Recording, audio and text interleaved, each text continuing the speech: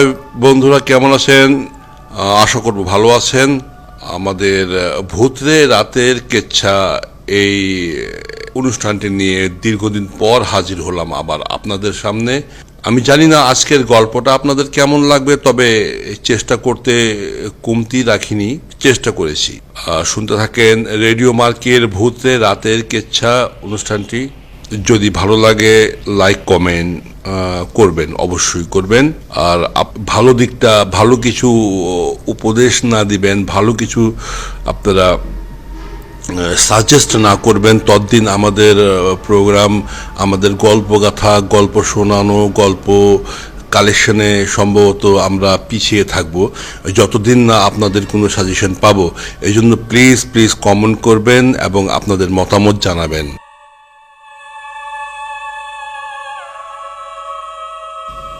বন্ধুরা, গল্পটা যেভাবে লেখা আছে ঠিক সেভাবেই আমি উপস্থাপন করতে যাচ্ছি। গল্পটা আমাকে শোনানো হয়েছে বিহারি ভাষায়, হিন্দি বা উর্দু নয়, বিহারি ভাষায় আমাকে শোনানো হয়েছে। তো আমি চেষ্টা করেছি, যদিও শতভাগ তর্জমা না হয়ে থাকে, তথাপি আমি যথেষ্ট পরিমাণ চেষ্টা করেছি যাতে শুদ্ধ এবং শুদ্ধতা বজায় রাখতে পারি। ব্যক্তির নাম ছিল মনমোহন। মনমোহন নাম ব্যক্তিটি কামারের কাজ করত। আমাদের দেশে দা বটি, ছোড়া চাকু তৈরি করে, সে ধরনের কাজ আর কি। তো লোকটার একটা বাতিক ছিল বলা যায়। একদিন কাজ করত কি 10-12 দিন বন্ধ রাখতো কাজ। 2-4টা পয়সা হাতে হলেই কাজকর্ম একেবারে বন্ধ করে শুয়ে থাকতো, খেতো আর ঘুমাতো।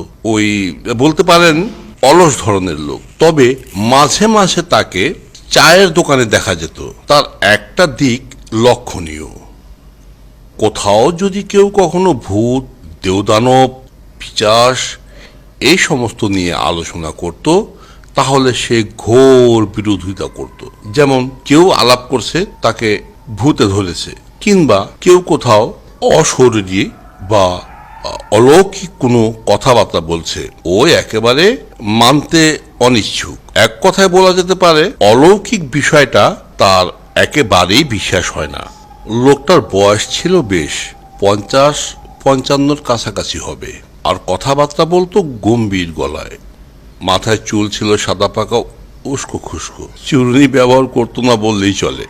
বিভিন্ন লোকে বিভিন্ন রকম আলাপ আলোচনা করছিল চায়ের দোকানে বসে। তখন কেবল মাত্র সন্ধ্যা। এক সময় ওইখানটা এক কর্মকার ছিল, নাম ধীরেন। হাঁপাতে হাঁপাতে দোকানের কাছে এসে হাজির। বলল, মশাই কি বলবো, ওরে বাবা, শিলকপুরের বটতলা দিয়ে আসছিলাম, একেবারে জীবন যাওয়ার অবস্থা। এবার মনমোহন নিচের দিকে তাকিয়ে চায়ে চুমুক দিয়ে, ভয় পেয়েছিস নাকি? বলে কি ভয় পাবো না মানে, একেবারে আর একটু হলেই একেবারে মারা পড়তাম। এবার মনমোহন বলল, বেটে তা কি হয়েছিল? ওই পোদ্দার বাড়ির ছাদের উপরে এক পা আর এক পা পোদ্দার বাড়ির বট গাছের উপরে দিয়ে পা একেবারে মেলে দিয়ে দাঁড়িয়েছিল। তাই নাকি? তা কে দাঁড়িয়েছিল? কে আবার? ওই হবে আর কি, পেতাত্তা বা পেতনি টেতনি কিছু হবে। এবার মনমোহন হেসে দিল, ওগুলো আবার হয় নাকি রে? তো তোমার কাছে বলাটাই আমার ঠিক হয়নি। তো তো ওখানে ছিল কি? ওখানে তুমি দাঁড়িয়েছিলে নাকি? আরে ছায়া ছায়া, পূর্ণিমা রাত, মেঘের ছায়া পড়েছিল, সেটাই তুই দেখেছিস আর কি। মনমোহনের সাথে এরকম তর্ক বিতর্ক বিভিন্ন জায়গায় হয়ে থাকে। এক কথায় বলা যায়, অশরীরী বা অলৌকিক কোনো কথা কেউ বললে তার উপরে একেবারে আদা লবণ খেয়ে লেগে যেত। বোঝানোর চেষ্টা করত যে এরকম কিছু কোথাও নেই এবং ছিলও না। একদিন রাতে মনমোহন কাজকর্ম সেরে ঘুমিয়ে আছে। মনমোহনের দোকানটা ছিল মনমোহনের থাকার জায়গার একেবারে পাশে। রাস্তার পাশে তার দোকান ছিল, ওই কামারখানা আর কি। আর কামারখানার পিছনটায় একটা ছোট ঘর ছিল।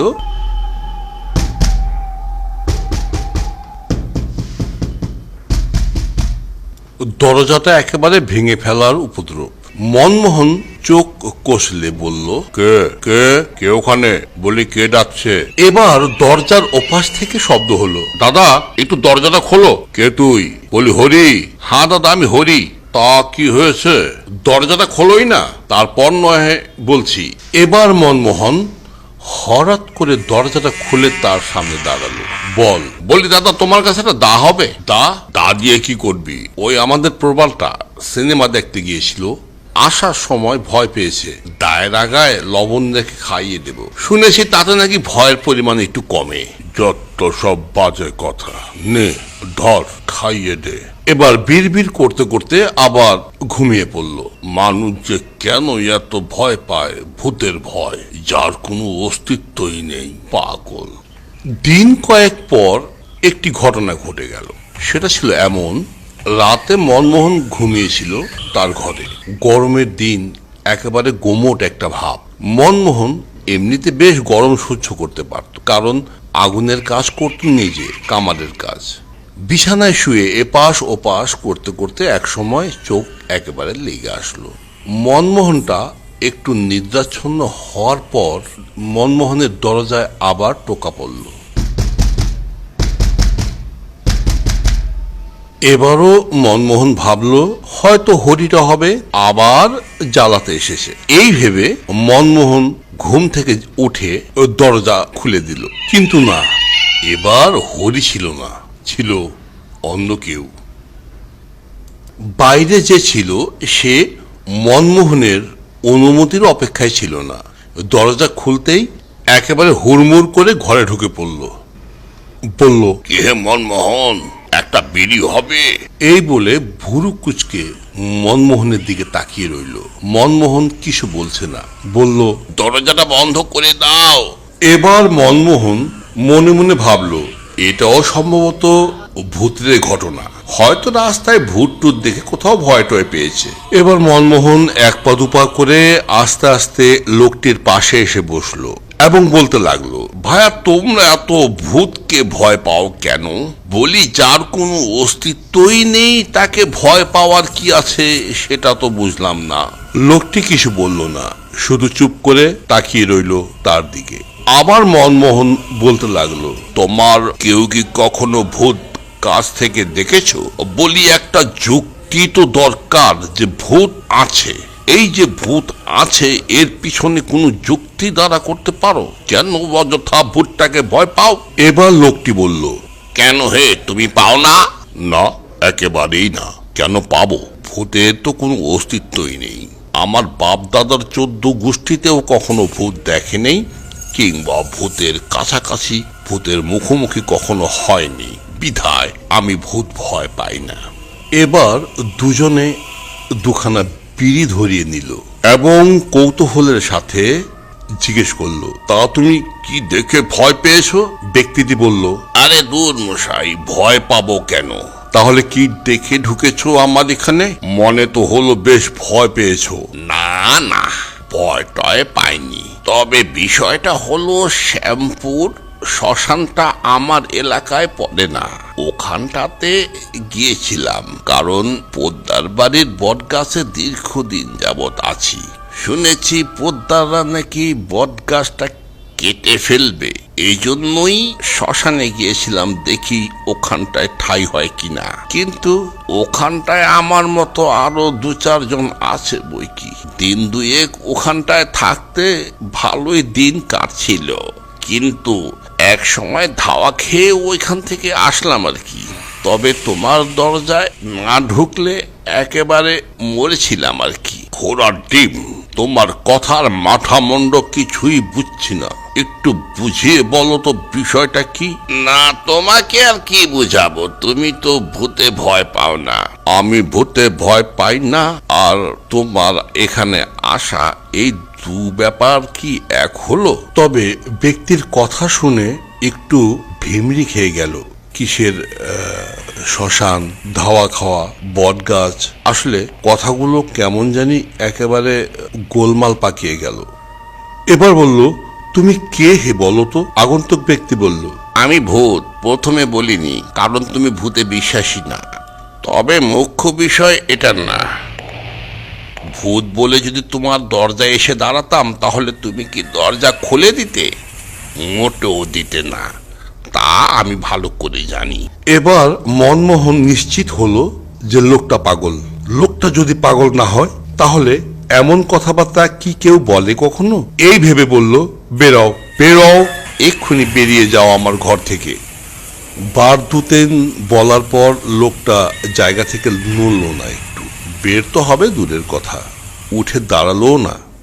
এই দেখে মনমোহন খাটের নিচ থেকে একটি নতুন তৈরি করা দা বের করে বলল ভয় দেখানোর জন্য, এই বের হ। দা দেখে লোকটা একেবারে ছুট। মনমোহন থমকে দাঁড়িয়ে রইল। নিজ হাতে দরজা খিড়কি আটকিয়েছিল, কাঠের দরজা। দরজার খিড়কি যেমন ছিল তেমনই রয়েছে। দরজার কোনো শব্দ হয়নি, কাঠের দরজা একটু নড়লও না। অথচ লোকটি সশরীরে দরজা দিয়ে বের হয়ে গেল। কিভাবে সম্ভব? মনমোহন মাথায় হাত দিয়ে বলল, বটে কিছু তো একটা আছে, কিছু তো একটা আছে।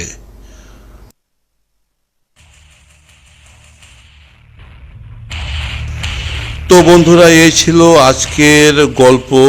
জানি না গল্প কেমন হয়েছে, হয়তো ভালো হয়েছে, হয়তো খারাপ হয়েছে। ভালো খারাপের বিচার বিবেচনা করবেন আপনারা। আমার কাছে যতটুকুন ছিল আমি পড়ে শোনালাম। আর গল্প পাঠে সমস্ত চরিত্রে আমি নিজে একাই ছিলাম। আর যদি গল্পটা কিঞ্চিত পরিমাণও ভালো লেগে থাকে তাহলে আমাদেরকে উৎসাহী করার জন্য হলেও একটি লাইক বা একটি শেয়ার দিয়ে ধন্যবাদ রেডিও মার্কের সঙ্গে থাকার জন্য।